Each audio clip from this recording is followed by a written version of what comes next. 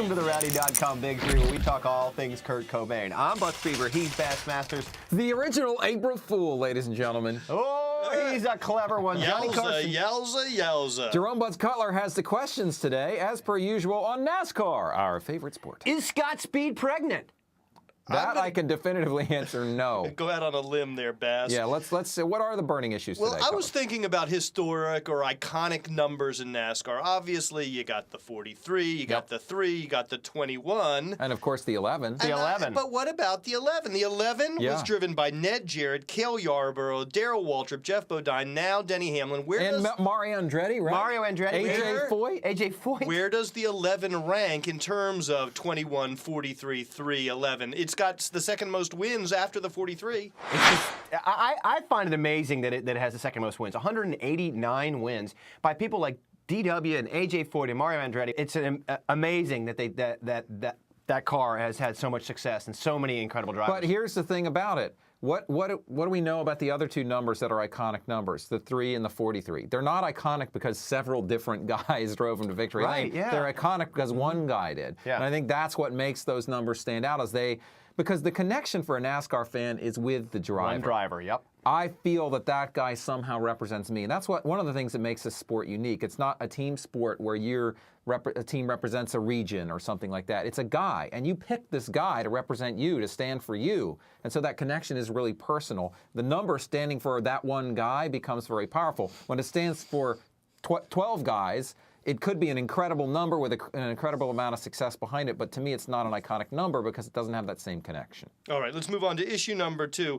Marcus Ambrose this season is writing some articles, sort of his impressions of NASCAR for USA Today. And one he wrote yesterday. You sure do get spun around a lot. Right Is that round, an impression? Right round, baby. Right round, like a Yes, record baby. Indeed. But bear with me because it's a long quote, but I think it's worth reading. Quote, "When you're mired back in traffic like that on a short track, sometimes you find yourself driving more aggressively.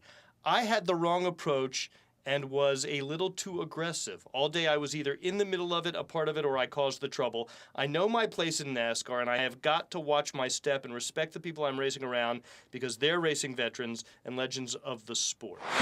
I think sometimes he's too deferential. He doesn't need to say that. He needs to go out and just race the race he wants to race. Well, first of all, this isn't done for altruistic reasons, okay? This isn't done because I want to be a nice guy. You're trying to further your own path to success. You're trying to get down that road to success. And win. And if you tick a bunch of veteran drivers off, you're going to make your life harder. There's a line you have to walk between being aggressive and being respectful. There just is. I know people want to say, they should just be aggressive all the time. That's fine. But that doesn't necessarily lead to success. You got to know when and how to be aggressive. Ambrose is still learning that. On a short track, it's pretty tough when you get in the back because you're trying to stay on that lead lap and the leader is coming and you get pretty aggressive, and that's where a lot of these wrecks happen.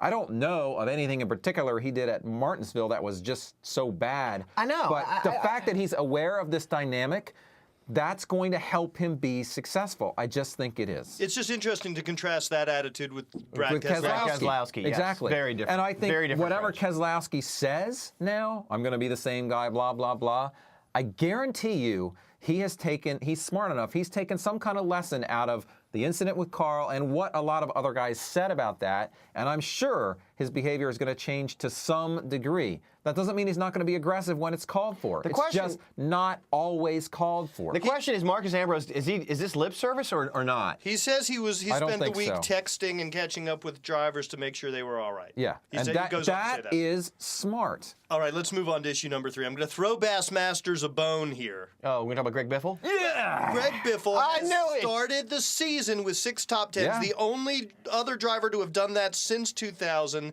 is Jimmy Johnson. Who's that? Jimmy Johnson. He's he started in off-road racing before he moved to right. NASCAR. Didn't he Yeah. do motorcycles and stuff? No, he did off-road trucks or something? So Greg Biffle has 6 top 10s to start the season. Johnson had 7 in 05. Terry Labonte had 8 in 92. Morgan Shepherd had 11 in 1990. Of course, none of those guys went on to win the title, but Right. still, it's a pretty amazing way to start the season. It really is, especially when you consider his day at Martinsville, which spinning is, around I think and- statistically, at least prior to this race, had been Greg's worst track. He did spin out once and managed to finish in the top 10s. I think the thing that tells you is they're maybe just a turn or two on the wedge bowl away from being in a winning race car. The thing you have to say is, other than Daytona, where he looked like he really could win that race, he hasn't looked like like he's been in a race-winning car so far this season.